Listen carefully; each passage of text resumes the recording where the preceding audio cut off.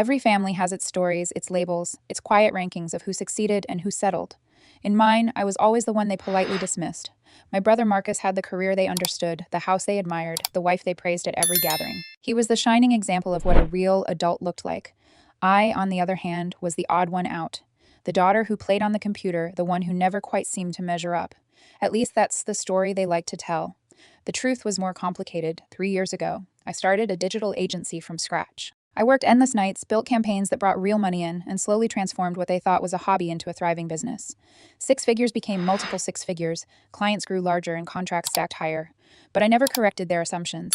I never flaunted my success or invited them into the loft I owned downtown with its river views and polished concrete floors. I let them believe I was barely scraping by in a sketchy neighborhood because it was easier.